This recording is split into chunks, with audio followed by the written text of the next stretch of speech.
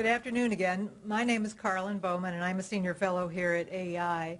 And I would like to welcome all of you and our C-SPAN viewers to the publication of Ben Wattenberg's latest book, Fighting Words, A Tale of How Liberalism Created Neo-Conservatism.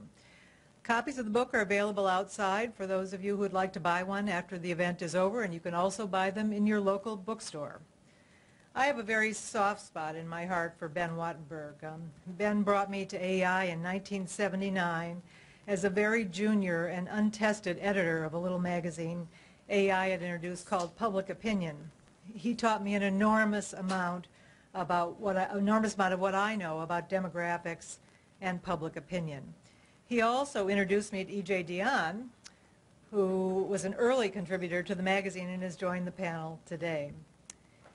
In the first issue of Public Opinion magazine, Ben wrote about two of his passions, both of which are evident in his new book, Fighting Words. Ben is a keen student of data, demographic and public opinion, and in the issue he reviewed a new book put out by the census called Social Indicators. Ben has always been a strong booster of the work of the census, which he called one of our great unsung national, neutral, and natural resources. It's one thing to collect data, and quite another to be able to interpret it correctly. Whether the issue is depopulation or the Democratic Party's prospects, Ben has proven himself to be a gifted analyst of the political scene over and over again. In the first issue of Public Opinion, Ben wrote a second piece about another of his great passions, and that was the Democratic Party's fortunes. In 1970, using public opinion and census data, Ben and his great friend and someone who was a mentor to all of us on the panel here today, Richard Scammon, introduced all of us to the Dayton housewife in their great book, The Real Majority.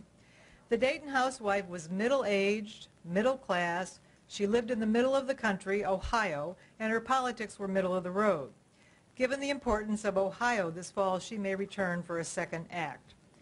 The Real Majority was important for what it told us about the country, but it also started the familiar political parlor game of trying to find the group that would be the key to each election. In Fighting Words, Ben describes his own political odyssey. My colleague Norm Ornstein, who wanted to be here today, said this about Ben.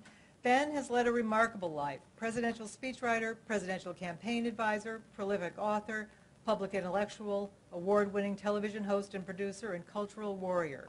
He has had a profound impact on American public discourse on issues ranging from population to America's role in the world. You can read all about it in this wide-ranging, informal account of that life and his worldview in Fighting Words.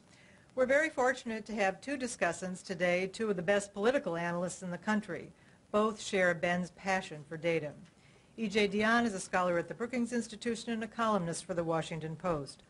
Michael Barone, a colleague of ours here at AEI, is a columnist for U.S. News and the author of the Almanac of American Politics. Ben will speak for 20 minutes today, and then we've asked E.J. and Michael to comment for about 10 minutes, and then we'll turn to your questions. Ben?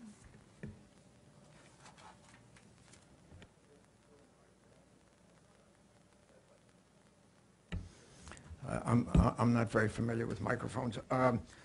Let me just begin by saying that whatever I may have done for Carlin, she has doubled and redoubled for me. I met her in Cambridge, Massachusetts when she was 22 years old, and a quite conservative young lady from where in Illinois?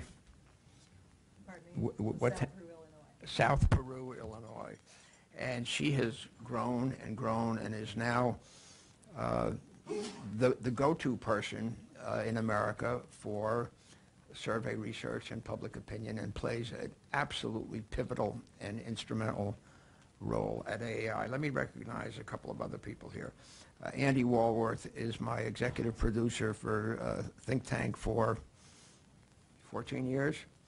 Nick Schultz, who is now the editor of The American, has been with me for a long time. My executive assistant is Michael Schricky.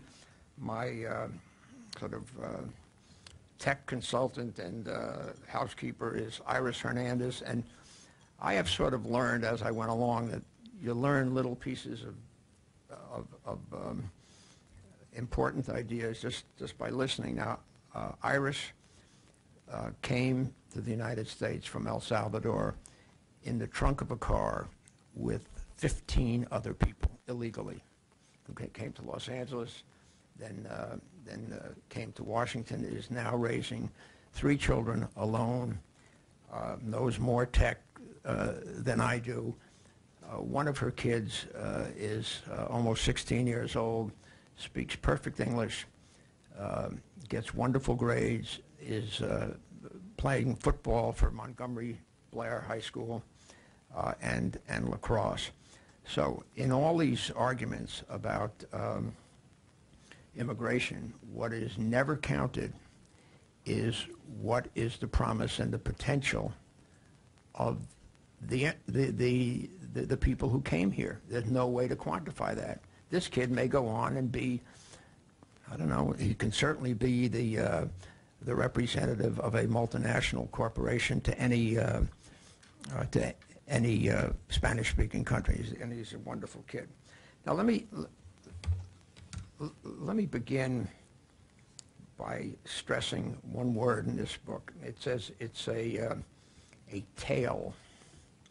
All my other books before this have been sort of thesis books, 6 points leading to 4 points, subcategory 1, subcategory 2. This is written as a narrative, as a yarn, as a story.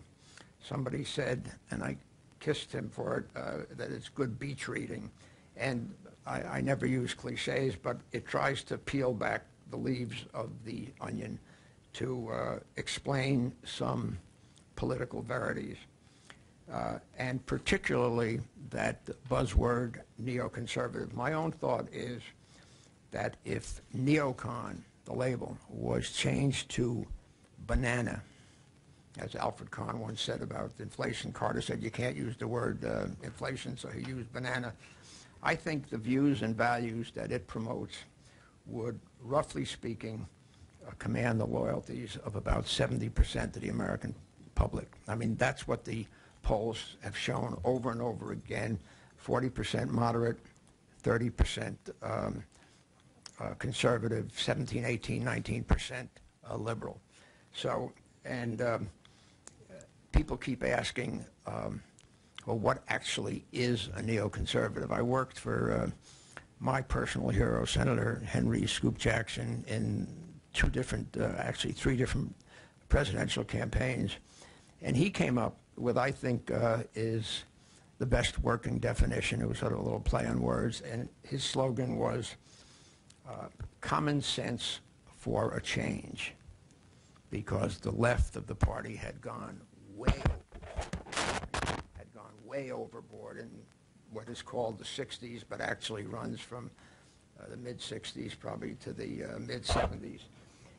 And what the common sense involves, as I see it, is social order, a belief in market economics with regulation, and an assertive foreign policy, not a wild foreign policy run by a bunch of Jews and think tanks, but a foreign policy that says one of the great things that America will be remembered for is the promotion of the views and values of democracy and liberty. You know, the Freedom House, which is started by the high priestess of liberalism, Eleanor Roosevelt, keeps track, and the Heritage Foundation of Political Liberty, the Heritage Foundation keeps track of the economic liberty. And in the last 40 years, the number of people living under some form of legitimate democratic governance has gone from 10% to 60%. Now, people say, well, that's the neocons. They want to make everybody like America. But, you know, axiom number 1 in geopolitics is democracies do not go to war with each other. So it's not just some little hobby horse. Just think about the 20th century. Who caused the horror? The Kaiser, Hitler, Stalin, the Japanese militarists, Castro. I think there was one little soccer war for 3 days between two ostensible democracies in Latin America. So when the neocons, the Banana Party, starts saying it is important, non-coercively, when necessary, to promote the ideas of democracy, it is not just a hobby horse. It's real geopolitics, serious geopolitics. And that 60% number, I mean, nobody quite knows what's going on in China, but they have some form of economic freedom. I guess the political freedom, I hope, is going in the right direction. When that moves, you're going to have 90%. And that, in my judgment, is probably the greatest single achievement that the United States can regard as a legacy for historians looking back 50 years or so from now. Now, so the book is a story of a nice Jewish boy from the Bronx, from an all-Jewish neighborhood, heavy with Yiddish culture, union activism, communism, and Zionism, a real hothouse of ideas. And of course, the kids were interested in basketball, punchball, and stickball, but it rubbed off, particularly during the time of World War II. So I learned a lot as the decades rolled on, a little piece here, a little piece there. Each book, I've done 13 books. The first one dealt just with social demographics, and then we added geopolitics and politics with Scammon and public opinion, thanks to the help of Carlin and Everett Ladd and Marty Lipset. And so it's the story here, the tale, talks about the accretion in my own particular story. Now, I would like to talk about some of the anecdotes, but I think I better get some of the political stuff out of the way. The Real Majority, which was published in 1970, which I co-authored with Dick Scammon, who was a greater cephalogist even than Michael Barone. And if you don't know what cephalogist means, look it up. It is now called a classic, even by people who disagree with it. And somewhere up high, wherever Unitarian neocons go, I'm sure Dick Scammon agrees.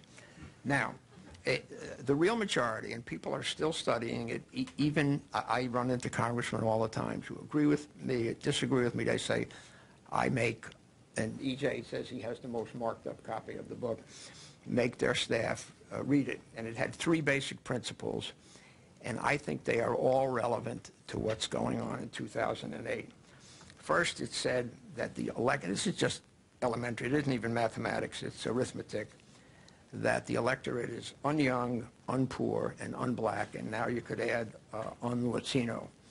Fred Dutton, who was a lawyer working for the Democratic candidate George McGovern in 1972, said that 80% of young voters would vote and 80% would vote for George McGovern. And if that had happened, McGovern might have won the election. As it turned out, not 80%, but 20% voted. It turned out, and 50% voted, but not all for McGovern. It's very interesting when you look at that data, and I think you remember this, Carlin, young people were more likely to vote for George Wallace than their elders were. There's a lot of things going on in this country, and the college population is not just the Ivy League. It's a lot of state universities and community colleges. The second is, in a winner-take-all system, elections are won in the center. You gotta, I mean, they're talking now about Obama moving to the center.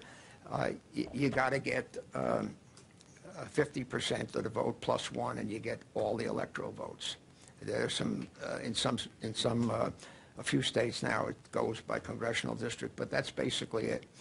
And it's a weird system. I mean, you have our Constitution, you have Wyoming and California having the same number of senators.